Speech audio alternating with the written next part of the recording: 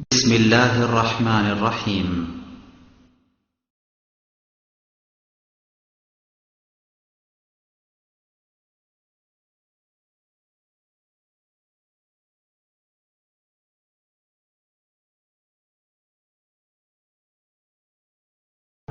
إن الحمد لله نحمده ونستعينه من يهده الله فلا مضل له ومن يضلل فلا هادي له وأشهد أن لا إله إلا الله وحده لا شريك له وأشهد أن محمدا عبده ورسوله أما بعد فإن خير الحديث كتاب الله وخير الهدى هدى محمد صلى الله عليه وسلم وشر الأمور محدثاتها وكل محدثة بدعة وكل بدعة ضلالة وكل ضلالة في النار.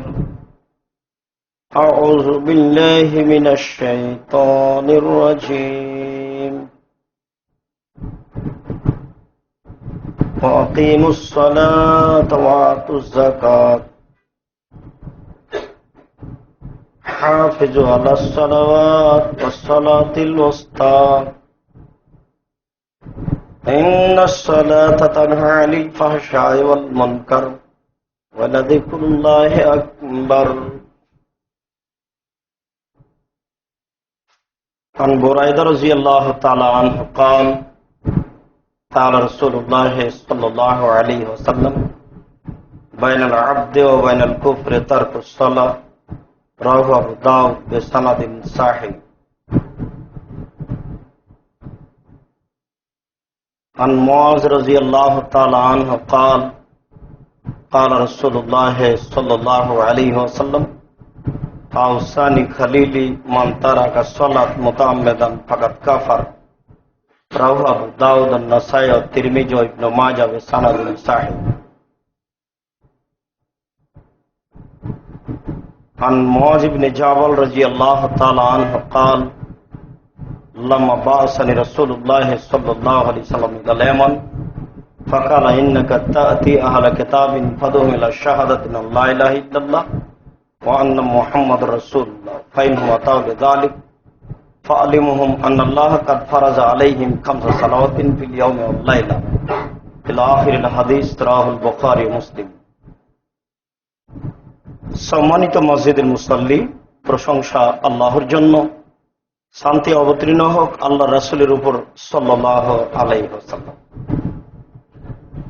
বিগত জুমায় আমরা নফল সিয়াম, বিশেষভাবে 15 শাবানের সিয়াম সম্পর্কে এক গুরুত্বপূর্ণ আলোচনা শুনছিলাম।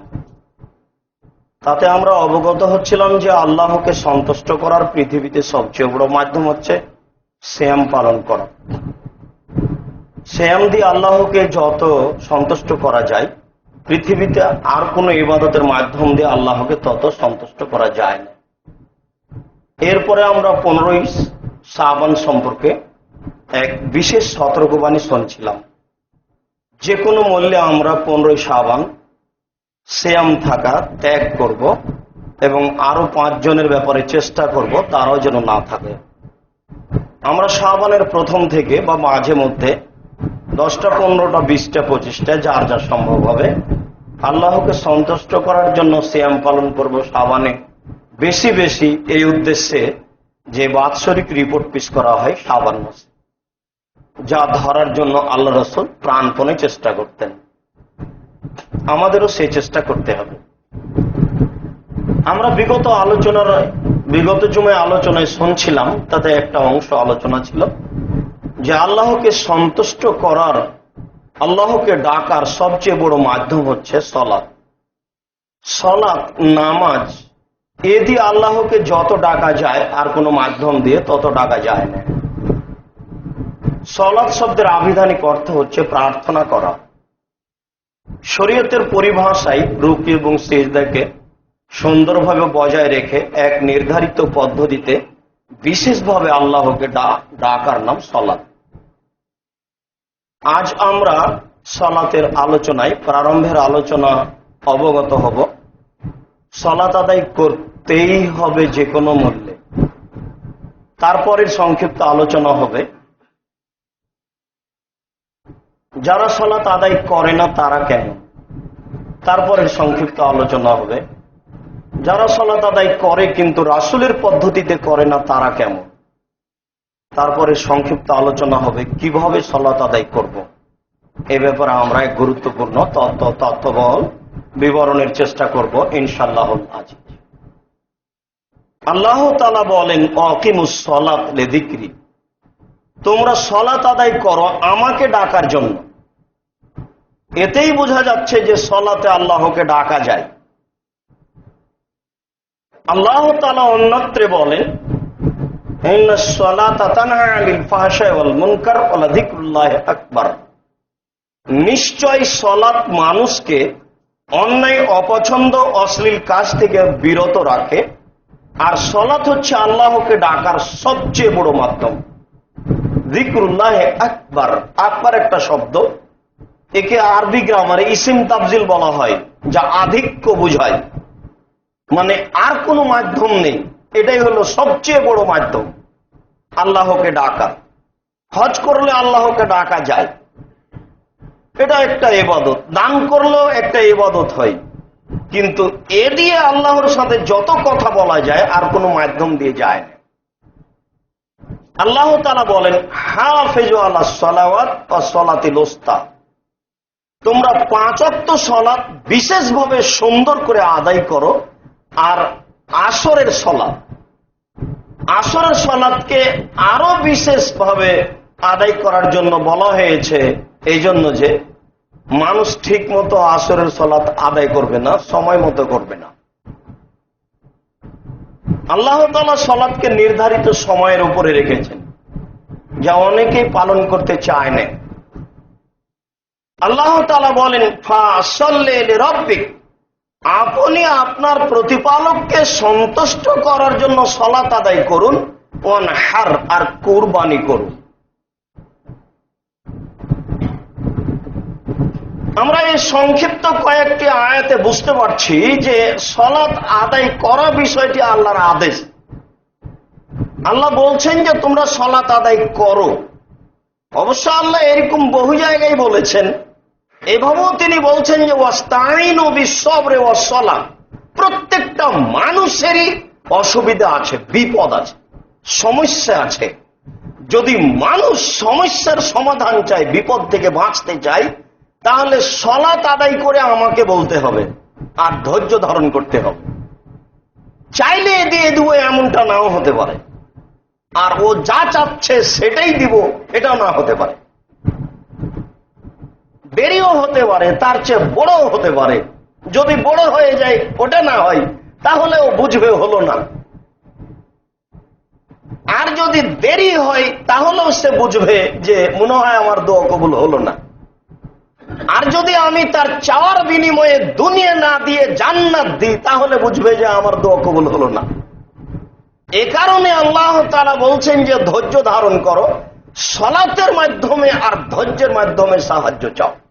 সালাত দিয়ে সাহায্য চাওয়া যায় আল্লাহর কাছে।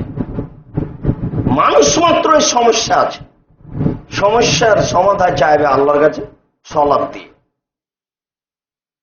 আল্লাহ তাআলা বলছেন কাদাফলাহাল মুমিনুন আল্লাযীনা হুম ফি সালাতিহিম খাশিউন, ওরাই সালাতে সফলতা অর্জন করলো যারা ভয় ভীতি নিয়ে সালাত আদায় করলো।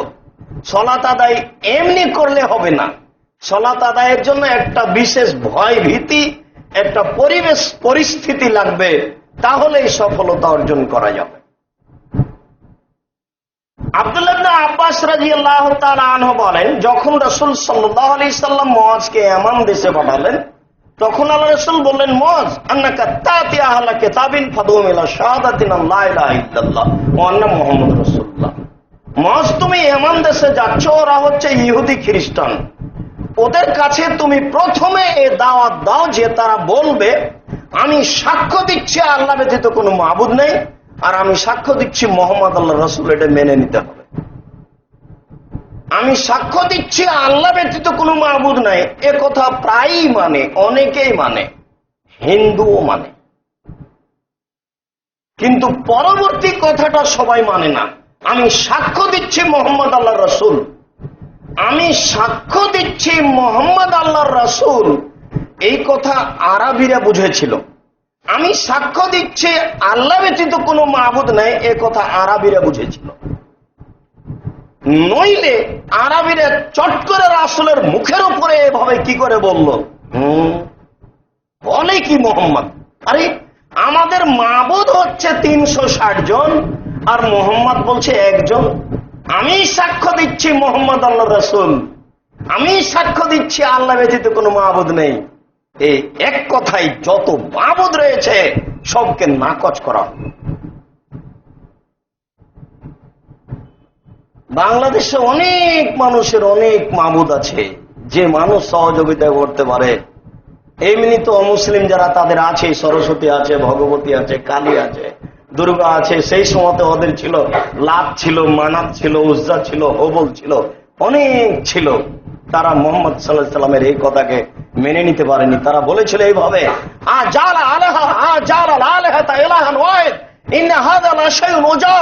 আরে মোহাম্মদ একটা আশ্চর্য মানুষ, এতগুলো মাবুদকে একজন করে দিল, এটা তো বিরাট আশ্চর্য। একে হত্যা করতে হবে, নইলে দেশ থেকে তাড়িয়ে দিতে হবে, নইলে জেলখানায় বন্দী করতে হবে। এই কারণেই তারা হত্যার সিদ্ধান্ত নিয়েছিল। তারা সবাই রাগান্বিত। তার এক চাচি বলতো, কিরে মোহাম্মদ, ওই যে তোর কাছে শয়তান জিবরাইল আসতো, আর আসে না? জিবরাইলকে শয়তান বলতাম। আবু জাহল, আবু লাহাব বলছে, এই শোনো, মোহাম্মদ যখন সিজদা করবে তখন আমাদেরকে জানায়, তো যখন সিজদায় যাবে তখন আমি তার মাথার উপরে পা দিয়ে একবার চাপা দিয়ে ধরবো। তোকে জানানো হয়েছে, তো যাচ্ছে মোহাম্মদের মাথার উপরে পা চাপা দেওয়ার জন্য। তো গিয়ে খুব দ্রুত পিছনে হচ্ছে। কি ব্যাপার, আপনি যে এই জন্য গেলেন, ফিরে আসছেন যে? আরে আমি তো যাচ্ছিলাম, মনে হচ্ছে যেন আগুন আমার দিকে ছুটে আসছে, তাই আমি পিছে হটে আসছি। রাসূল সাল্লাল্লাহু আলাইহি সাল্লাম বললেন যে ও যদি আগে যেত তাহলে ও ধ্বংস। তো রাসূল সাল্লাল্লাহু আলাইহি সাল্লাম যে আল্লাহর নবী, আর আমি সাক্ষ্য দিচ্ছি আল্লাহ ব্যতীত কোনো মাবুদ নাই, এই বাক্য দুটি খুব কঠিন, যা আমরা ভালোভাবে বুঝি না। আমি সাক্ষ্য দিচ্ছি মুহাম্মদ আল্লাহর রাসূল, মানে যেটুকু ইবাদত করছেন সেটুকু রাসূলের পদ্ধতিতে হবে। 15 শাবান সিয়াম পালন করা রাসূলের পদ্ধতি নয়। পুরো শাবান, বেশিরভাগ শাবান সিয়াম পালন করা রাসূলের পদ্ধতি। এরকম বহু আছে। ফাইনু মাতাউলে দালে, শোনো, তারা যদি তোমার এই কথা মেনে নেয়, একটার পর একটা শরীয়ত, তারা যদি তোমার এই কথা মেনে নেয়, তাহলে ফালিমহুম, তুমি তাদেরকে বলো যে আন্নাল্লাহ কাদ ফারাজা আলাইহিম খামসা সালাওয়াতিন ফিল ইয়াউমি ওয়াল লাইলা, নিশ্চয় আল্লাহ তাআলা রাত দিন 24 ঘন্টায় 5 ওয়াক্ত সালাত ফরজ করেছেন। ফাইনু মাতাউলে যালিক, তারা যদি এটা মেনে নেয়, তাহলে তুমি বলবে ইন্নাল্লাহ কাদ ফারাজা আলাইহিম সাদাকা তুখাযু মিন আগনিহিম ওয়া তুরাদ্দালা ফুকারাইহিম, আল্লাহ ধনীদের উপরে যাকাত ফরজ করেছেন, তাদের কাছ থেকে নিয়ে গরিবদের বন্টন করে দিতে হবে। ইসলামের এটা হচ্ছে প্রচারের পদ্ধতি, আর এটাই মূলত ইসলাম। অত্র হাদিস দ্বারা বোঝা যায় যে সালাত ফরজ আল্লাহ রাসূল থেকে আদেশ করছেন।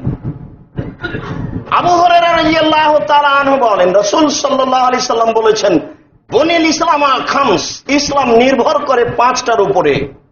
তার 1 নম্বর হচ্ছে সাক্ষ্য দেওয়া যে আল্লাহ ব্যতীত কোনো মাবুদ নাই, মুহাম্মদ আল্লাহর রাসূল।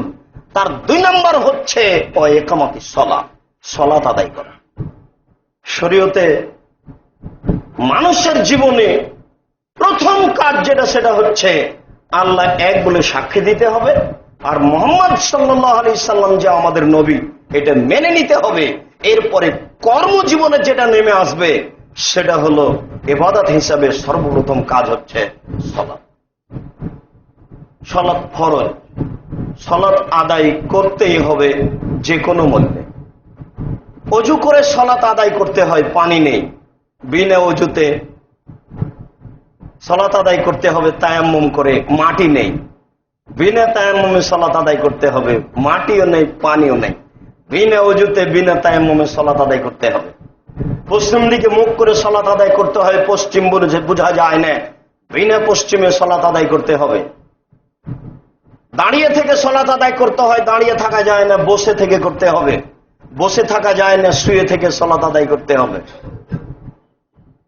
পরিষ্কার কাপড় পরে সালাত আদায় করতে হয়, পরিষ্কার কাপড় নেই, যে কাপড়ে পেশাব পায়খানা লেগে আছে এই কাপড় পরেই সালাত আদায় করতে হবে। কারণবশত পরিষ্কার অপরিষ্কার কোনো কাপড়ই নেই, আপনি নগ্ন হয়ে আছেন, কোন নারী কোন স্থানে নগ্ন হয়ে আছে, নামাজের টাইম হয়ে গেছে, সালাতের সময় হয়ে গেছে, তাকে সালাত আদায় করতেই হবে নগ্ন অবস্থায়, বিকল্প কোনো পথ নেই। সালাত এমন একটি ইবাদত যার বিকল্প কোনো পদ্ধতি নেই। হজের বিকল্প আছে, আমি অসুস্থ আর একজনকে টাকা দিলাম, ও হজ করলো, আমার হজ হয়ে গেল। সিয়ামের রোজার বিকল্প আছে, আমি অসুস্থ, ফকির মিসকিনকে সকাল সন্ধ্যা ধরে খাওয়িয়ে দিলাম, আমার রোজা সিয়াম হয়ে গেল।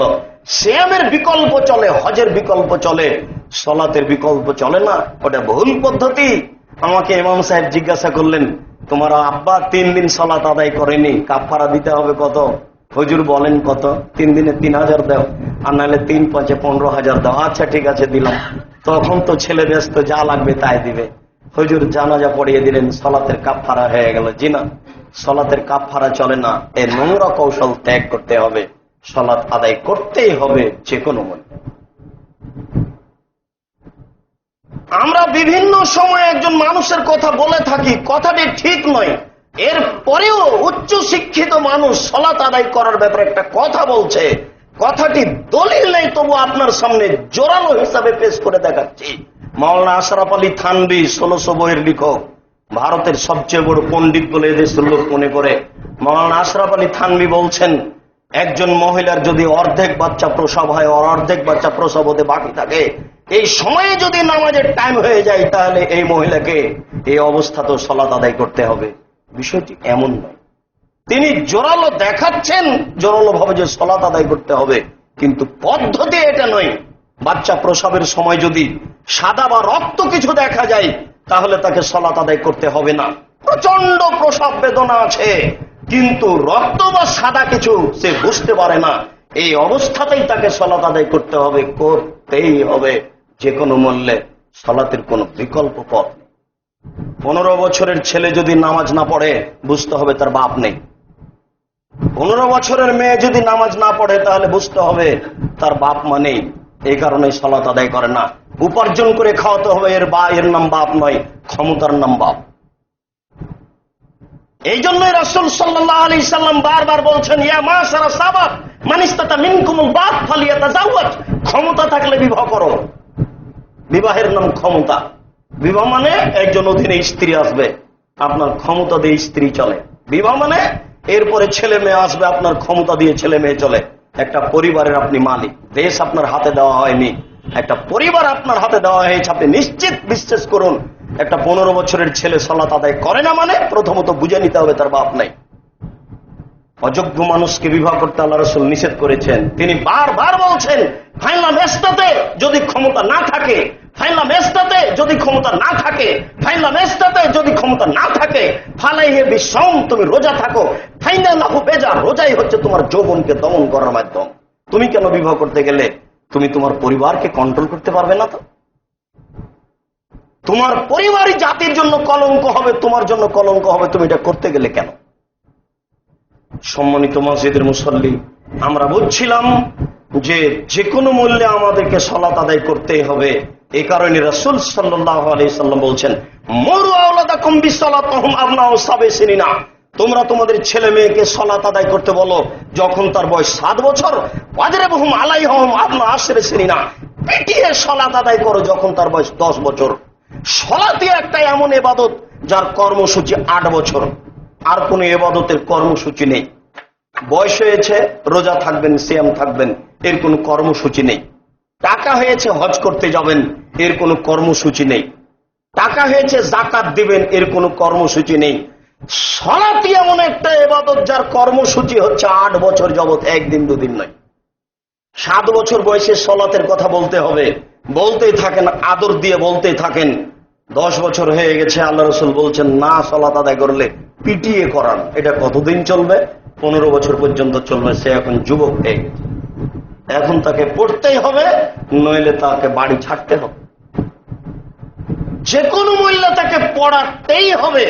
এই ওইদিকে আছে 3 আর এখানে হলো 5, এই 8 বছর হচ্ছে সলাতের কর্মসূচি। এ কারণে আল্লাহ তাআলা বলছেন ওয়ামুর আহলাকা বিসসালাত ওয়াসতাবির আলাইহা, তুমি নিজের পরিবারকে সালাত আদায় করতে বলো এবং নিজেও সালাতের উপরে অটল থাকো। বহু আদেশ আল্লাহ তাআলার এবং আল্লাহ রাসূলের সালাত আদায় করতে হবে। আমরা বুঝছিলাম যে কোনো মূল্যে আমাদেরকে সালাত আদায় করতেই হবে। যারা সালাত আদায় করে না তারা কেমন? বুরায়দা রাদিয়াল্লাহু তাআলা আনহু বলেন রাসূল সাল্লাল্লাহু আলাইহি ওয়াসাল্লাম বলেছেন মান তারাকা সালাত মুতাআম্মিদান ফাকাদ কাফারা বাইনাল আবদি ওয়া বাইনাল কুফরি তারকুস সালাহ। মানুষ এবং কাফেরের মধ্যে পার্থক্য হচ্ছে সালাত ছেড়ে দেওয়া। যে সালাত আদায় করে সে মুসলমান, যে সালাত আদায় করে না সে কাফের।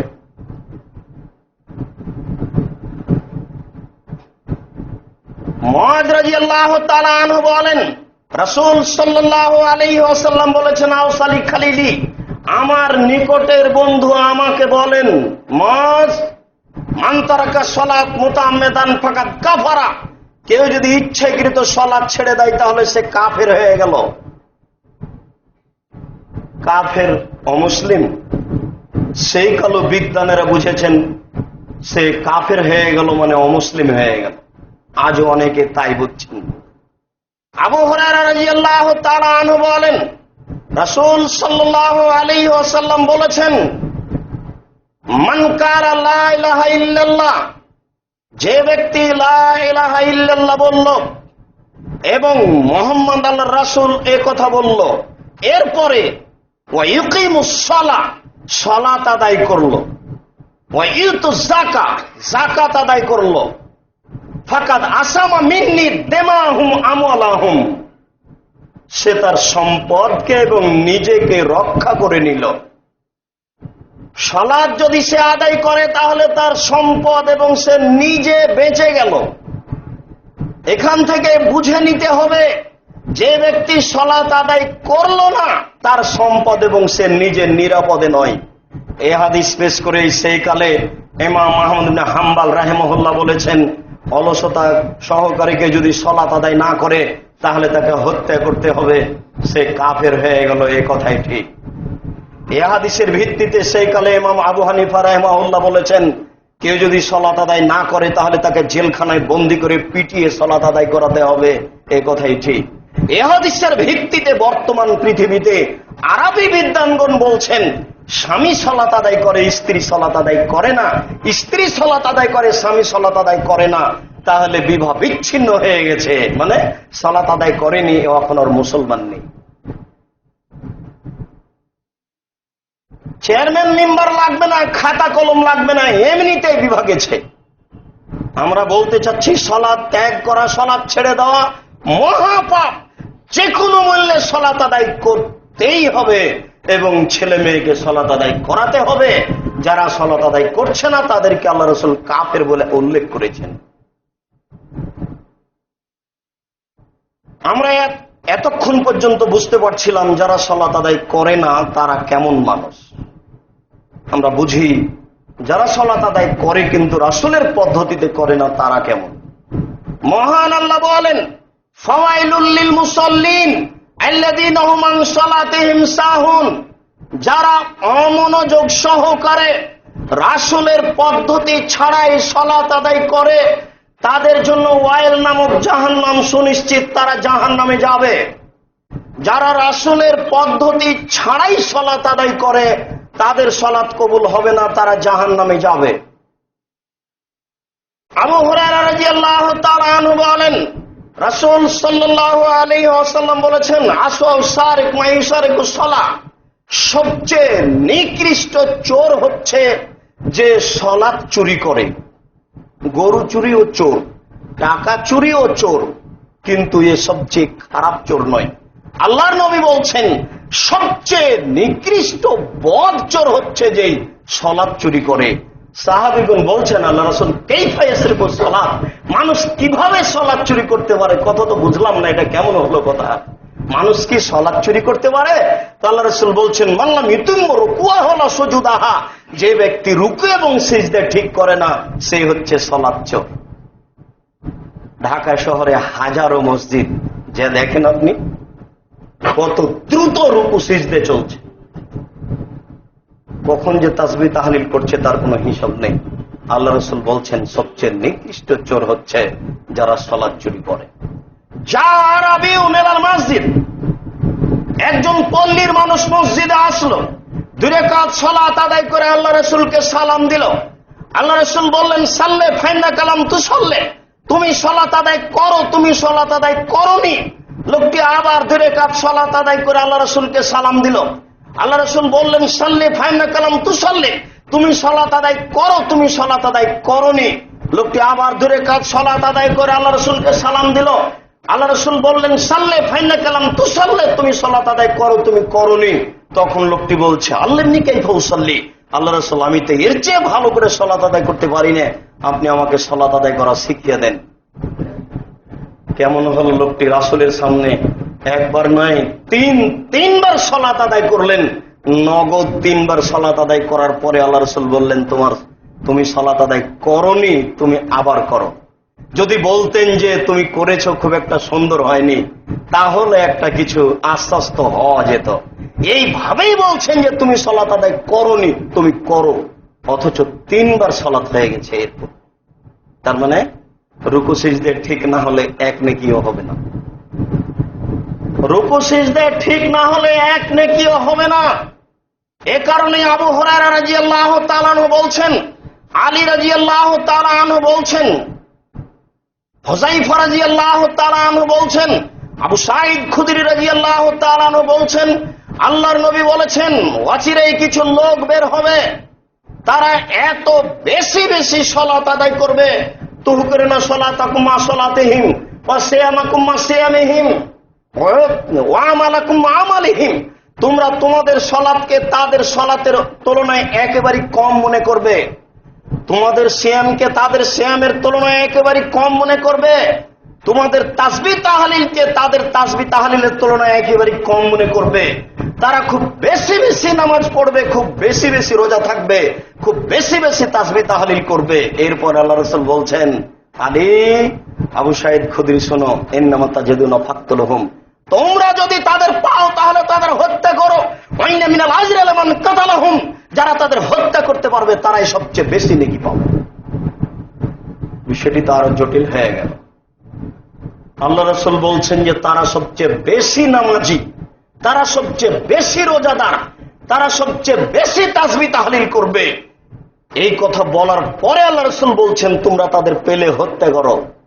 এই পর্যন্ত বললেও তো হতো, তারপরে তিনি বলছেন, যারা তাদের হত্যা করতে পারবে তারা সবচেয়ে বেশি নেকি পাবে। কথা কত কঠিন হয়ে গেল। হাদিস তো বুখারী মুসলিমের, হাদিস বুখারী মুসলিমের মানে কি বলতে চাইলাম, আম গাছে দাম ধরতে পারে, আম গাছে জাম ধরে না, সুঁয়ের ছিদ্র দিয়ে ফাল ঢোকতে পারে, ঢোকে না, অমাবস্যার রাতে চাঁদ উঠতে পারে, উঠে না, এগুলো ঘটে যেতে পারে। আম গাছে জাম ধরে যেতে পারে, অমাবস্যার রাতে চাঁদ উঠে যেতে পারে, সুঁয়ের ছিদ্রতে ফাল ঢুকে যেতে পারে, কিন্তু যেই কথা বললাম সেই কথাতে সন্দেহ আছে বলে কিয়ামত পর্যন্ত চেষ্টা করলে মানুষ সরিষা ঢোকাতে পারবে না। যা যেভাবে বললাম, যা বললাম এইভাবে থেকে যাবে কিয়ামত পর্যন্ত। অর্থাৎ রাসূল সাল্লাল্লাহু আলাইহি সাল্লাম যা বলেছেন তাই হবে। এক শ্রেণীর নামাজি হত্যার যোগ্য, এই কথাই ঠিক। আমি আপনাকে বলতে চাচ্ছি না এই লোক সেই লোক, তবে এদেশেও সেই লোক আছে, আপনি খুঁজে বের করুন, যার সালাত রাসূলের পদ্ধতিতে হয় না, সেই এই লোক। যে রাসূলের পদ্ধতিতে সালাত আদায় করে না, সেই এই লোক। আবু হুরায়রা রাদিয়াল্লাহু তাআলা আনহু বলেন, রাসূল সাল্লাল্লাহু আলাইহি ওয়াসাল্লাম বলেছেন, আউয়ালু মা ইউসআলুল আবদু ইয়াউমাল কিয়ামাহ সালাহ, বিচারের কাঠগড়াতে মানুষকে সর্বপ্রথমে যেটা জিজ্ঞাসা করা হবে সেটা হচ্ছে সালাত। ফাইন সালাহাত সালাহা লাহু সায়রা আমালিহি, যদি তার সালাত টিকে যায় তাহলে সব আমল টিকে যাবে। ফাইন ফাসাদাত ফাসাদা সায়রা মালিহি, যদি সালাত বাতিল হয়ে যায় তাহলে তার কোন ইবাদত টিকবে না, সব ইবাদত বাতিল বলে গণ্য হবে। তাতে ক্রস চিহ্ন দাও। রাস্তায় হাঁটছিলেন, একটা ইট পড়ে আছে, রাস্তা থেকে সরিয়ে দেন, এর একটা নেকি আছে। ভিক্ষুক ভিক্ষা চাইলো, দুটা টাকা পকেট থেকে বের করে দিলেন, এর একটা নেকি আছে। নেকি আজকে আপনি দেখতে পাচ্ছেন না, বিচারের মাঠে বোঝা যাবে এর একটা নেকি আছে। প্রত্যেকটা ভালো কাজের একটা নেকি আছে, বিচারের মাঠে এইগুলো আপনি পাবেন যদি নামাজ ঠিক হয়ে থাকে। আর যদি নামাজ ঠিক না হয়ে থাকে আল্লাহ সব আমলকে কেটে দিবেন, একটাও থাকবে না। প্রথমত নামাজ পড়া, দ্বিতীয় নামাজ হচ্ছে রাসূলের পদ্ধতিতে পড়া। আবু হুরায়রা রাদিয়াল্লাহু তাআলা আনহু বলেন, রাসূল সাল্লাল্লাহু আলাইহি ওয়াসাল্লাম বলেছেন, as-সালাতু সালাসাতু আসলাসিন, সালাত হচ্ছে 3 ভাগে বিভক্ত। সালাত হচ্ছে 3 ভাগে বিভক্ত। ওয়াল ওযু সালাসুন, ওযু হচ্ছে 3 ভাগের 1 ভাগ। আর রুকু সালাসুন, রুকু হচ্ছে 3 ভাগের 1 ভাগ। আর সুজুদ সালাসুন, সিজদা হচ্ছে 3 ভাগের 1 ভাগ। 2 রাকাত সালাত আদায় করলে 30 নেকি পাবো, কথার কথা। যদি ওযু ঠিক না হয় তাহলে 10 কাটা গেল, যদি রুকু ঠিক না হয় তাহলে 20 কাটা গেল, যদি সিজদা ঠিক না হয় তাহলে 30 কাটা গেল, 1 নেকি হবে না। আবার বুঝুন, আল্লাহ রাসূল বলছেন, as-সালাতু সালাসাতু আসলাসিন, সালাত হচ্ছে 3 ভাগে বিভক্ত। 3 ভাগের 1 ভাগ হচ্ছে ওযু, 3 ভাগের 1 ভাগ হচ্ছে রুকু, 3 ভাগের 1 ভাগ হচ্ছে সিজদা। সাহাবীগণ বলছেন, আল্লাহ রাসূল যখন রুকুতে যেতেন তখন তো আমরা অনুমান করতাম যে মনে হয় আর উঠবেন না, নাকি রুকু থেকে উঠবেন না মনে হয়।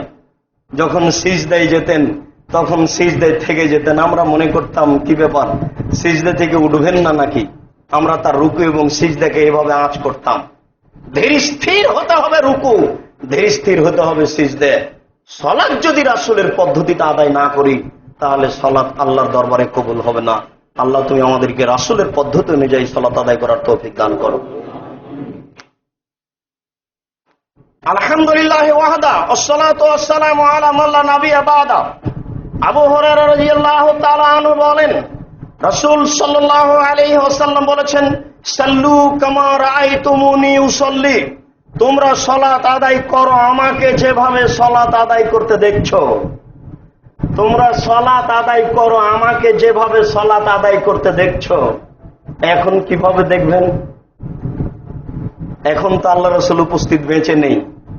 আপনি আমাকে সালাম দিলেন, তারপর হাতটা বুকে লাগালেন, তারপরে মুখে লাগালেন, কেন? আপনি রাসূলের মহব্বত দেখালেন। তাহলে রাসূলের এরকম কাজ ছিল। আপনি মাগরিবের পরে দাঁড়িয়ে 3 মিনিটে 6 রাকাত নামাজ পড়লেন। মাগরিবের পরে আপনাকে দেখলাম যে আপনি দাঁড়িয়ে 3 মিনিটের মধ্যে 6 রাকাত নামাজ পড়লেন, বুঝলাম না। তাহলে রাসূলের এরকম সালাত ছিল না, আপনি দেখলেন কোথায় এভাবে? এখন বুদ্ধি কি? বুখারী মুসলিমের হাদিস, সাল্লু, তোমরা সালাত আদায় করো কামা রাআইতুমুনি উসাল্লি, যেভাবে আমাকে দেখছো। তা আপনি এখন কিভাবে আদায় করবেন? যাদের নবী সামনে চলে এসেছেন, আপনার ওই দুরূদ সাল্লাল্লাহু আলাইহি গাইতে গাইতে লাফ দিয়ে দাঁড়িয়ে গেলেন, কেন? নবী চলে এসেছেন বৈঠকে। এখন নবী চলে এসেছেন বললেও তো হয় যে নামাজ কিভাবে পড়তে হয় একটু দেখিয়ে দেন। তা নবী কি আমাদের অদৃশ্যের নাকি? উনি চলে আসতে পারেন, একটু দেখা দিতে পারেন না? হজ করতে গেলে মদিনায় যেতেই হবে, কেননা কবর জিয়ারত না করলে হজ হয় না। নবী মদিনা থেকে কাবা ঘরে গেলেন হজ করতে, আর বাঙালি কাবা ঘর থেকে যাবে মদিনায় হজের কাজ করতে। আশ্চর্য বাঙালি গো! মদিনার হজ হলো না, মদিনায় রাসূলের হজ হলো না। একবারে বউ বেটি আহাল পরিবার জনগণ বেঁধে চলে গেলেন মদিনা থেকে মক্কায় হজ করতে। আর আমাকে মক্কা থেকে হজের জন্য কিছু কাজ আছে, ওই কবর জিয়ারত করতে হবে। কে আমাকে বলে দিল কবর জিয়ারত করতে হবে, রাসূলের সাথে আমার সাক্ষাৎ হবে, হাত বাড়িয়ে তিনি আমার সাথে সালাম করবেন। আমার তো এখানেই চলে এসেছে, তা আবার ওখানে যেতে হবে কেন? একটা ভুল করলে কত যে বিপদ নেমে আসে তার কোনো শেষ নেই। কিভাবে আপনি রাসূলের সালাত আদায় করবেন? আল্লাহ রাসূল বলছেন, আমাকে যেভাবে সালাত আদায় করতে দেখছো সেভাবে সালাত আদায় করো। তাহলে বোঝা যাচ্ছে যে তিনি বলে গেছেন, শোনো, আমি দুনিয়া থেকে চলে যাচ্ছি, দুইটা জিনিস আমার থেকে যাচ্ছে, মা তামাসসাকতুম বিহিমা কিতাবুল্লাহ সুন্নতি, যদি তোমরা আমার এই কিতাব কোরআন মাজিদ এবং আমার সুন্নাতকে না ছাড়ো তাহলে তোমরা ভ্রান্ত হবে না। আমার সুন্নাত এবং এই কোরআন মাজিদকে আঁকড়ে ধরে থাকো, তাহলে তোমরা ভ্রান্ত হবে না। কোরআন এবং এই হাদিস দেখেই সলাৎ ঠিক করতে হবে। এই 30 পারা কোরআনের কোন জায়গাতে সলাৎ কিভাবে আদায় করতে হবে তা পেশ করা হয়নি। সলাৎ কিভাবে আদায় করতে হবে তা হাদিসেই আছে। এখন আপনি আর একটা বিপদে, এদেশের মাটিতে প্রায় 3 লক্ষ জাল জয়ীফ হাদিস আছে মানুষের তৈরি, আপনি কোনটা দেখে ঠিক করবেন? আপনার দুই একটা শোনাই, আপনি ম্যাট্রিক পরীক্ষার সময় একটা হাদিস মুখস্থ করেছিলেন, হুব্বুল ওয়াতান মিনাল ঈমান, দেশকে ভালোবাসা ঈমানের অঙ্গ। এটা মিথ্যা কথা, এটা নবীর কথা নয়। বলে এল মোলাকানা বিশ্বীন, শিক্ষার জন্য যদি চীন যেতে হয় তবুও যাও, এটা রাসূলের কথা নয়, এটা হলো মিথ্যা কথা। আসহাবিকান নজুম ইক্তাদাইতুম ইহতাদাইতুম, আমার সাহাবীরা তারকার মতো, যাকে মানবে পথ পেয়ে যাবে, এই কথা রাসূলের নয়, এটা মিথ্যা কথা। কাঁধ মাসা করতে হবে, এটা রাসূলের কথা নয়, এটা মিথ্যা কথা। সালাম দেওয়ার পরে মাথায় হাত দিতে হবে, এটা রাসূলের কথা নয়। সালামের পরে, নামাজে সালামের পরে মাথায় হাত দিতে হবে, এটা রাসূলের কথা নয়, এটা মিথ্যা কথা। অসংখ্য মিথ্যা কথা আছে, মানুষের বানানো হাদিস আছে প্রায় 3 লক্ষ, আমাদের বাড়িতে আছে প্রায় 10,000। কোরআন মাজিদ 30 পারা নয়, 90 পারা। যারা জিকির করছে অন্ধকারে নারী পুরুষ, তাদের নিকটে কোরআন হলো 90 পারা, 60 পারা বাতেনি, 30 পারা জাহেরি। তাদের নিকটে আপনার এই কোরআন মাজিদটা ঠিক নয়। কোরআন মাজিদ 90 পারা হতে হবে, তারপর মানে 2000 জাল হাদিস আছে। 15ই শাবানে সিয়াম পালন করতে হবে, তারপর মানে 200টি জাল হাদিস আছে। মহিলাদেরকে বুককে উরুর সাথে লাগিয়ে আঁটো সাঁটো হয়ে সিজদা করতে হবে, প্রমাণে 6টি জাল হাদিস আছে। 20 রাকাত তারাবি পড়তে হবে, প্রমাণে 3টি জাল হাদিস আছে। এদেশের মাটিতে প্রায় 3 লক্ষ জাল জয়ীফ হাদিস আছে। রাসূলের সালাত আপনি কিভাবে আদায় করবেন? উল্লেখ্য যে পৃথিবীতে 2টি গ্রন্থ আছে, বুখারী এবং মুসলিম, এর কোনো হাদিস জয়ীফ নয়। যারা বলছে তারা ঠিক বলছে না। মসজিদ থেকে বের হয়ে বাংলা বাজারে গিয়ে একটা বাংলা ফার্স্ট পার্ট বুখারী প্রথম পার্টটা টেনে কিনে নিয়ে এসে বাড়িতে বের করতে হবে, দেখি রাসূলের পদ্ধতিতে সালাত কেমন। ওখানে এই হাদিসটাও আছে, সাল্লু কামা রাআইতুমুনি উসাল্লি, তোমরা সালাত আদায় করো, আমাকে যেভাবে সালাত আদায় করতে দেখছো সেভাবে সালাত আদায় করো। আমি আজকের জুমার খুতবার শেষ অংশে আপনাকে সালাতের বাস্তব দেখাই, আপনি চেষ্টা করুন এইভাবে সালাত আদায় করার। আপনি এই কথাটুকু আরো এইসব হাদিসের সাথে মিলিয়ে নিয়ে পড়ার চেষ্টা করুন। আরো দুনিয়াতে অনেক সহিহ হাদিস আছে, আলেম ওলামাকে জিজ্ঞাসা করে সেভাবে সালাত আদায়ের চেষ্টা করুন। আজকের সালাত এভাবে দেখাই। সালাত আদায়ের পূর্বে সুন্দর করে ওযু করে নেবেন। সুন্দর ওযু বলতে আগে দাঁত পরিষ্কার করে নেবেন, পেশাব পায়খানার কাজ থাকলে সেরে নেবেন। পেশাব পায়খানায় যখন বসছেন তখন দোয়া পড়ে বসবেন, উঠবেন যখন তখন গোফরানাকা বলবেন। আগে ঢেল পরে পানি, এ কথা ঠিক নয়। আগে ঢেল পরে পানি, এ কথা ঠিক নয়।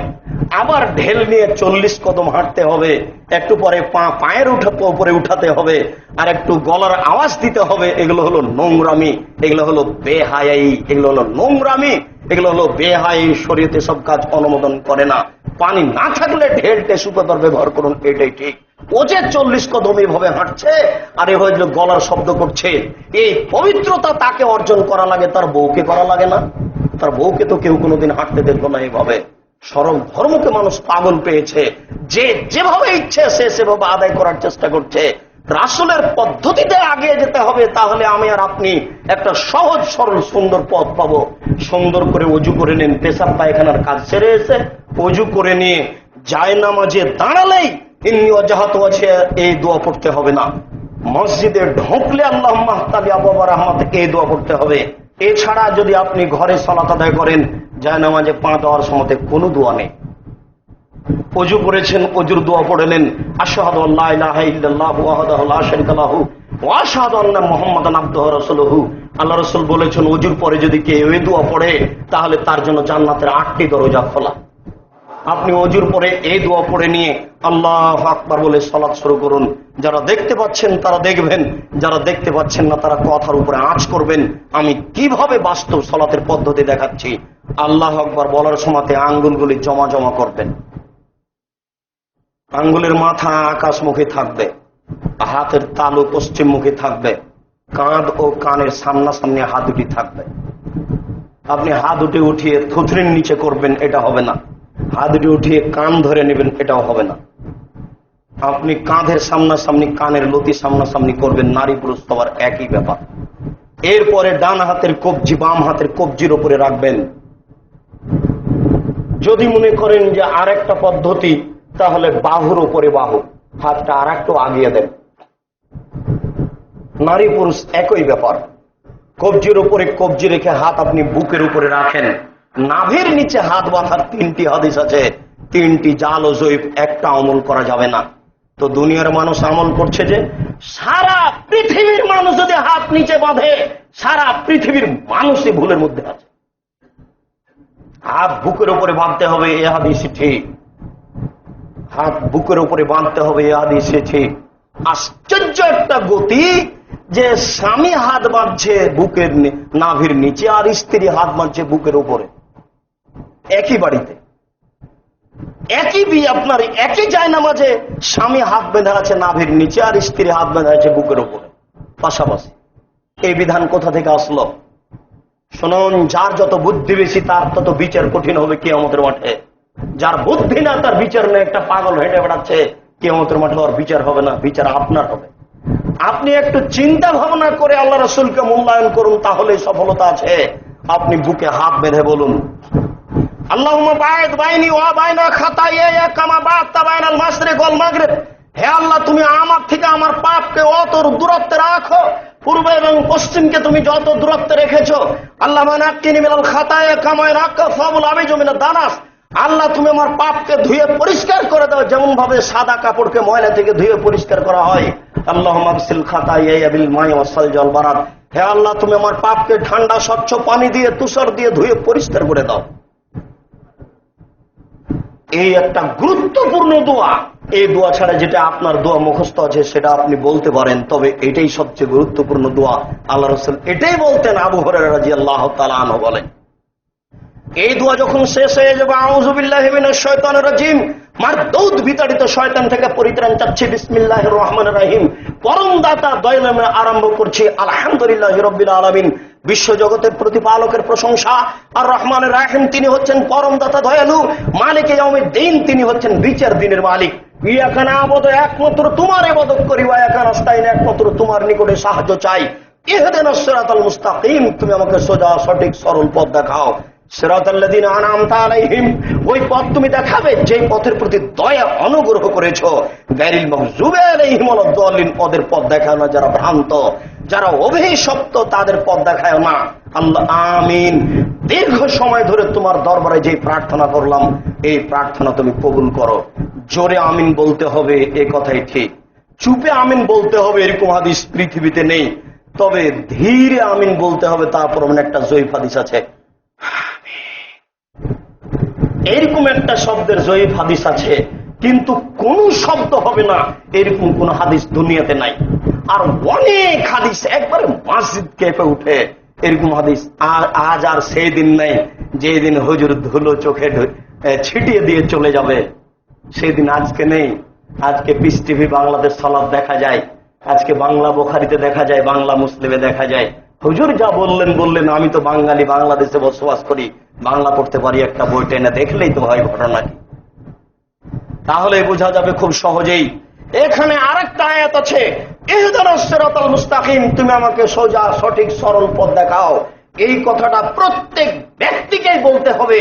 এই জন্য ইমাম বুখারী অধ্যায় উল্লেখ করছেন, ইমাম মুক্তাদি একাই দলবদ্ধভাবে যে যেখানে যেভাবে আছে সবাইকে সূরা ফাতিহা পড়তে হবে। কেন? সবারই এই বাক্যের প্রয়োজন রয়েছে। কোন বাক্যের? আল্লাহ, তুমি আমাকে সোজা সরল সঠিক পথ দেখাও। এই বাক্যের প্রত্যেক মানুষের প্রয়োজন রয়েছে, সেই জন্য সবাইকে বলতে হবে বিসমিল্লাহির রহমানির রহিম, পরম দাতা দয়ালু নামে আরম্ভ করছি। আরেকটি সূরা কুল আল্লাহু আহাদ, হে নবী আপনি বলুন আল্লাহ ব্যতীত কোন আল্লাহ একজন, আল্লাহু সামাদ, নিরপেক্ষ মুখাপেক্ষীহীন, লাম ইয়ালিদ, তিনি কাউকে জন্ম দেননি, ওয়ালাম ইউলাদ, তিনি কারো থেকে জন্ম নেননি, ওয়ালাম ইয়াকুল লাহু কুফুয়ান আহাদ, তার সমকক্ষ কেউ নেই। এই বলে হাত ছেড়ে দিয়ে আল্লাহু আকবার বলে হাত ওই পর্যন্ত উঠিয়ে রুকুতে চলেন। ওই পর্যন্ত উঠাতে হবে প্রথমবার যে পর্যন্ত উঠিয়েছেন, ওইভাবে উঠাতে হবে প্রথমবার যেভাবে উঠিয়েছেন। এরপরে আপনি রুকুতে চলেন। রুকুতে যাওয়ার পূর্বে আপনার সাথে দুটি কথা, হাত দুটি আপনার রডের মতো সোজা হয়ে থাকবে, আঙ্গুলগুলি খোলা খোলা থাকবে। আপনি হাত দিয়ে হাঁটুকে চেপে ধরে থাকবেন। কোমর থেকে সামনের ওজন আপনার হাতের উপরে হবে। হাত দুটি এরূপ দুই দিকে বাঁকা হয়ে থাকবে না। মাথা আপনার উঁচুও হবে না, মাথা আপনার নিচুও হবে না। এমন ভাবে পিঠের লম্বা হাতটা সোজা করে রাখবেন যাতে করে পিঠের উপরে একটা গিলাস রাখলে গিলাসটা না পড়ে। এরকম ভাবে পিঠটা সোজা করে রাখবেন। একাধিক সহিহ হাদিস।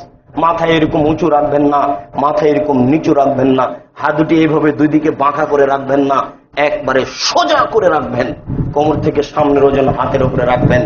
এরপরে আপনি বলবেন সুবহান রাব্বিয়াল আযীম, উঁচু আল্লাহর পবিত্রতা বর্ণনা করছি যতবার ইচ্ছে, দুবার, একবার, 5 বার, 50 বার। সাহাবী বলছেন আল্লাহ রাসূল রুকুতে থেকে গেলেন সূরা বাকারা পড়ার সমান। সূরা বাকারা আছে 2.5 পারা।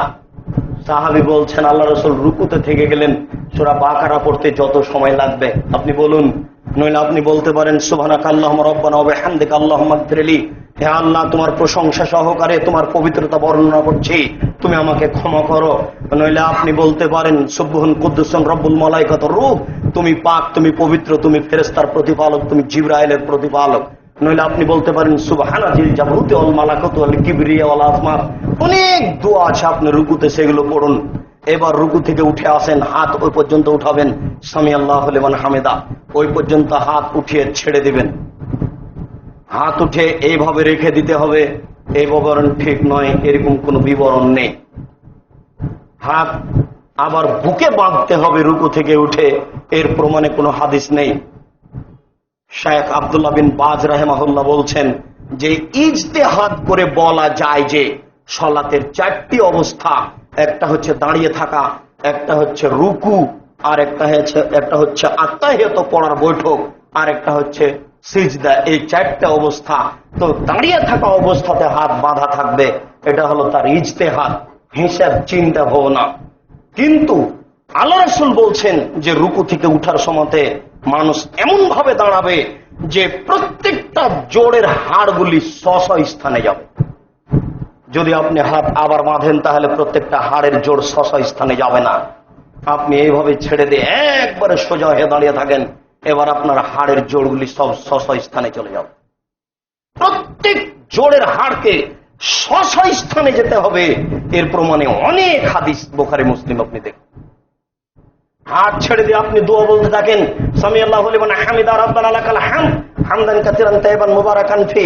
আল্লাহ লোকের প্রশংসা শুনলো, যে তার প্রশংসা করলো, খুব তার প্রশংসা, বরকতময় তার প্রশংসা, মঙ্গলময় তার প্রশংসা, মিলাস সামাওয়াতে আকাশ পরিমাণ প্রশংসা, মিলাল আরদ জমিন পরিমাণ প্রশংসা, মিলামা বাইনাহুমা আকাশ জমিনের মধ্যে যে ফাঁকা রয়েছে সেই পরিমাণ প্রশংসা, মিলামা শাইতা মিন শাইইন বাদু, তুমি যে কত প্রশংসা চাও তা তো জানি না, তুমি যত চাও তত তোমার প্রশংসা।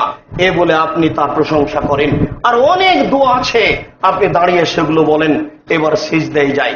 সিজদায় যাওয়ার পূর্বে আপনার সাথে জরুরি কয়েকটি কথা। রাসূল সাল্লাল্লাহু আলাইহি সাল্লাম বলেন উমিরতু আন আসজুদা আলা সাবআতি আযাম, আমাকে 7 হাড়ের উপরে সিজদা করতে বলা হয়েছে, এটা আদেশ।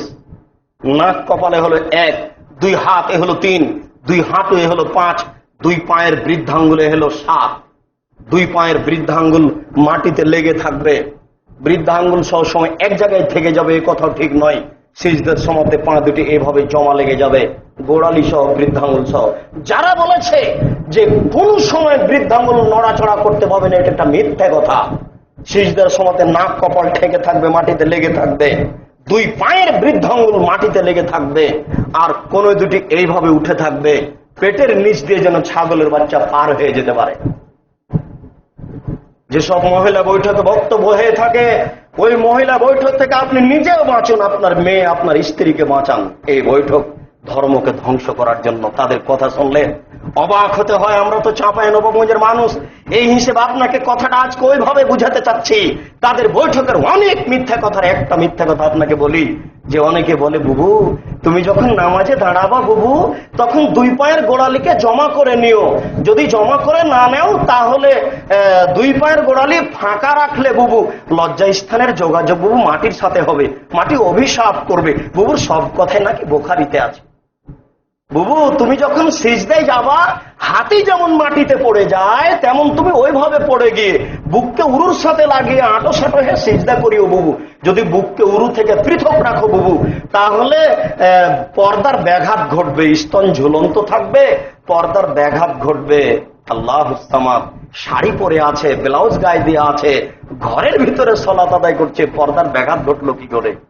সব কথা নাকি বুবুর বুখারীতে আছে। এমনিতেই বলছে সাবধান, আপনার যেভাবে সিজদা আপনার স্ত্রীর সেভাবে সিজদা। কিয়ামত পর্যন্ত কোনোদিন প্রমাণ হবে না নারীকে পুরুষ থেকে পৃথক ভাবে সিজদা করতে দেওয়ার প্রমাণ। যে প্রমাণে কয়েকটা হাদিস আছে তার জাল, মানুষের বানানো হাদিস। পুরুষকে ওইভাবে সিজদা করতে হবে নারীকে যেভাবে করতে হবে, নারীকে ওইভাবে সিজদা করতে হবে পুরুষকে যেভাবে করতে হবে। আয়েশা রাদিয়াল্লাহু তাআলা আনহা পৃথিবীতে সবচেয়ে সম্মানী বুদ্ধিমতী শিক্ষিত নারী, তিনি কোনদিন পৃথক করে সালাতের কথা বলে যাননি। 16 বছর বয়সে স্বামী মারা গেছে, স্বামী মারা যাওয়ার পরে 36 বছর বেঁচে থেকেছেন, নারী পুরুষের সালাতের পৃথকের কথা তিনি বলেননি। এতটুক যে নারী যদি ইমাম হয় তাহলে সামনে যেতে পাবে না, কাতারেই থাকবে। নারীর ইমামের যদি ভুল হয় তাহলে হাতের উপরে হাত মেরে তাকে অবগত করাবে সুবহানাল্লাহ বলে নয়। এটুকু পার্থক্য, এছাড়া নারী পুরুষের কোনো পার্থক্য নেই। এবার আপনি সিজদায় চলেন, মাটিতে নাক কপালটা রেখে কোনকে এইভাবে উঁচু করে পেটের নিচ দিয়ে যেন ছাগলের বাচ্চা পার হতে পারে এরকম ফাঁকা রেখে আপনি বলুন সুবহান রাব্বিয়াল আলা। উঁচু আল্লাহর পবিত্রতা বর্ণনা করছি যতবার ইচ্ছে। নইলে আপনি বলুন সুবহানাকা আল্লাহুম্মা রাব্বানা ওয়া বিহামদিকা আল্লাহুম্মা ইগফিরলি যতবার ইচ্ছে। নইলে আপনি বলুন সুবহান কুদ্দুসুন রব্বুল মালাইকাতুর রূহ যতবার ইচ্ছে। নইলে হাদিসের দোয়া যত মুখস্থ আছে সব আপনি বলুন, বলতে পারেন। ইয়া মুসাররিফাল কুলুব সাররিফ কলবি আলা তাআতিক, ইয়া মুকাল্লিবাল কুলুব সাব্বিত কলবি আলা দীনিক। নইলে আপনি বলতে পারেন আল্লাহুম্মা ইন্নাকা আফুউন তুহিব্বুল আফওয়া ফা'ফু আননি, হে আল্লাহ তুমি ক্ষমাশীল, তুমি ক্ষমাকে ভালোবাসো, আমাকে ক্ষমা করো। যত ইচ্ছা আপনি বলতে থাকেন। এরপরে উঠে আসেন, উঠে এসে আপনি বাম পায়ের পাতার উপরে বসবেন, ডান পায়ে এভাবে দাঁড় করে রেখে বলুন আল্লাহুম্মা ইগফিরলি ওয়ারহামনি ওয়াহদিনি ওয়াফিনি ওয়ারযুকনি, হে আল্লাহ তুমি আমাকে হেদায়েত দান করো, তুমি আমাকে খেতে দাও, তুমি আমার প্রতি দয়া করো। আল্লাহুম্মা ইগফিরলি, তুমি আমাকে মাফ করো। আল্লাহুম্মা ইগফিরলি, তুমি আমাকে মাফ করো। এরপরে আপনি সিজদায় যান, আবার সিজদা থেকে উঠে আসেন। এ হলো 1 রাকাত। এইভাবে আপনি আর 1 রাকাত পড়েন, এ হলো 2 রাকাত।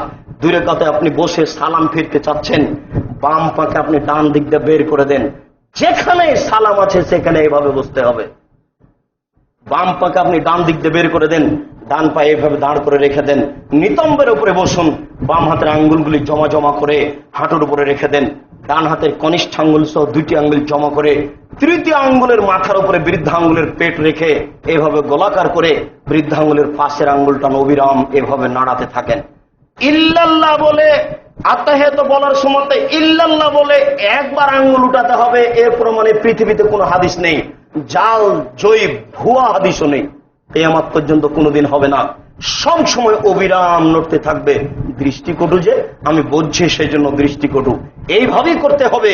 আত্তাহিয়াতু লিল্লাহি ওয়াস সালাওয়াতু ওয়াত তাইয়্যিবাত, সমস্ত ইবাদত আল্লাহর জন্য। আসসালামু আলাইকা আইয়ুহান নবী, হে নবী আপনার উপরে শান্তি অবতীর্ণ হোক। আসসালামু আলাইনা ওয়া আলা ইবাদিল্লাহিস সালিহিন, ভালো মানুষের উপর এবং আমাদের উপরে শান্তি অবতীর্ণ হোক। আশহাদু আল্লা ইলাহা ইল্লাল্লাহ, আমরা সাক্ষ্য দিচ্ছি আল্লাহ ব্যতীত কোনো মাবুদ নাই। ওয়া আশহাদু আন্না মুহাম্মাদান আবদুহু ওয়া রাসূলুহু, আর সাক্ষ্য দিচ্ছি মুহাম্মদ সাল্লাল্লাহু আলাইহি ওয়াসাল্লাম তার বান্দা তার রাসূল। আল্লাহুম্মা সাল্লি আলা মুহাম্মাদিন ওয়া আলা আলি মুহাম্মাদ কামা সাল্লাইতা আলা ইব্রাহিম ওয়া আলা আলি ইব্রাহিম ইন্নাকা হামিদুম মাজিদ। হে আল্লাহ তুমি মুহাম্মদ সাল্লাল্লাহু আলাইহি ওয়াসাল্লাম ও তার বংশধর প্রতি শান্তি অবতীর্ণ করো, যেমন ভাবে ইব্রাহিম আলাইহিস সালাম তার বংশধর প্রতি শান্তি অবতীর্ণ করেছো। তুমি প্রশংসনীয়, তুমি জ্ঞানী। আল্লাহুম্মা বারিক আলা মুহাম্মাদিন ওয়া আলা আলি মুহাম্মাদ কামা বারাকতা আলা ইব্রাহিম ওয়া আলা আলি ইব্রাহিম ইন্নাকা হামিদুম মাজিদ। হে আল্লাহ তুমি মুহাম্মদ সাল্লাল্লাহু আলাইহি ওয়াসাল্লাম ও তার বংশধর প্রতি বরকত নাজিল করো, যেমন ভাবে ইব্রাহিম আলাইহিস সালাম তার বংশধরের প্রতি বরকত নাজিল করেছো। তুমি প্রশংসনীয়, তুমি জ্ঞানী। আল্লাহুম্মা ইন্নী যালামতু নাফসি যুলমান কাসীরা, হে আল্লাহ জীবনে খুব পাপ করেছি, ফাগফিরলি, তুমি আমাকে ক্ষমা করো। মাগফিরাতাম মিন ইনদিক ওয়ারহামনি ইন্নাকা আনতাল গফুর রহিম, ক্ষমা তোমার পক্ষ থেকে হয়ে থাকে। তুমি যদি ক্ষমা না করো, তুমি যদি দয়া না করো, তাহলে আমাকে কে ক্ষমা করবে, কে দয়া করবে? তুমি আমাকে ক্ষমা করো, তুমি আমার প্রতি দয়া করো। আল্লাহুম্মা ইন্নী আউযু বিকা মিন আযাবি জাহান্নাম, হে আল্লাহ তোমার কাছে জাহান্নামের শাস্তি থেকে বাঁচতে চাই। আউযু বিকা মিন আযাবিল কবর, তোমার নিকটে কবরের শাস্তি থেকে বাঁচতে চাই।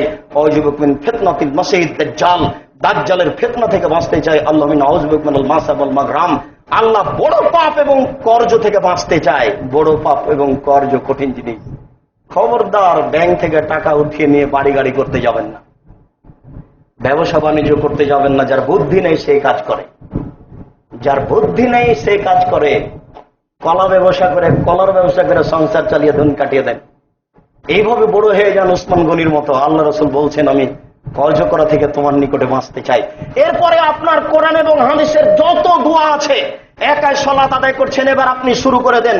রাব্বির হামহুমা কামা রাব্বায়ানি সাগীরা, হে আল্লাহ তুমি আমার পিতা মাতাকে দেখো, তারা যেমন আমাকে বাল্য অবস্থায় দেখেছিল। রব্বিগফিরলি ওয়া লিওয়ালিদাইয়া, হে আল্লাহ তুমি আমাকে ক্ষমা করো, আমার পিতা মাতাকে ক্ষমা করো।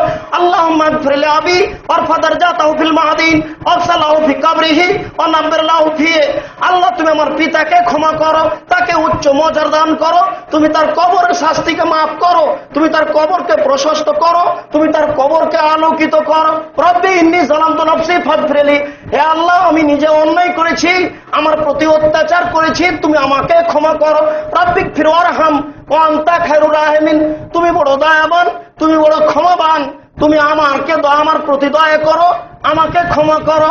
রব্বি আন্নী মাসানিয়াজ যুররু ওয়া আনতা আরহামুর রাহিমিন, আল্লাহ আমি বড় বিপদে, তুমি বড় দয়াবান, আমি বড় বিপদে, তুমি বড় দয়াবান, আমি বড় বিপদে, তুমি বড় দয়াবান। যতবার ইচ্ছে লক্ষ কোটি বার আপনি বলুন আসসালামু আলাইকুম রাহমাতুল্লাহ, আসসালামু আলাইকুম রাহমাতুল্লাহ। সংক্ষিপ্ত আপনার সামনে আমি সালাত দেখাচ্ছিলাম। সালাতের পরে কি হবে, সালাতের পূর্বে কি করতে হবে এবং নফল সালাতের কি আমরা সময় সাপেক্ষে পেশ করবো ইনশাআল্লাহ। শাবান মাস, আল্লাহ রাসূল রমজানের জন্য শাবান মাসে প্রস্তুতি নিতেন আর আল্লাহর কাছে দোয়া করতেন, আল্লাহ তুমি রমজান পর্যন্ত আমাকে নিয়ে চলো। কেন রমজান পাওয়ার পরে যদি মানুষ ক্ষমা না নিতে পারে তাহলে এটা তার জীবনের জন্য ধ্বংস। তাহলে এখন থেকে আমরা নফল সিয়াম শাবানের করতে থাকি আর রমজান পাওয়ার আশায় থাকি, আর বৈধ খাদ্য খেয়ে রমজানের সিয়াম পালন করি, রোজা নয়, প্রাণপণে চেষ্টা করি। আর যেইভাবে সালাত দেখালাম সেইভাবে সালাত আদায়ের চেষ্টা করি। সম্মানিত মসজিদের মুসাল্লি, আপনার সামনে পেশ করলাম, আপনাকে চূড়ান্ত ভাবে বলিনি যে এটা আপনাকে মেনে নিতে হবে, আপনাকে অনুরোধ করছি। তবে বুখারী মুসলিম অন্যান্য সহিহ হাদিসের সাথে মিলিয়ে যদি সালাত এটাই হয় তাহলে আপনি মেনে নিতে বাধ্য। সালাত যদি এটাই হয় তাহলে আপনি মেনে নিতে বাধ্য। এটাই সালাত, এর বিকল্প কোনো পথঘাট নেই। আপনি চেষ্টা করলে এটাই বের হয়ে আসবে।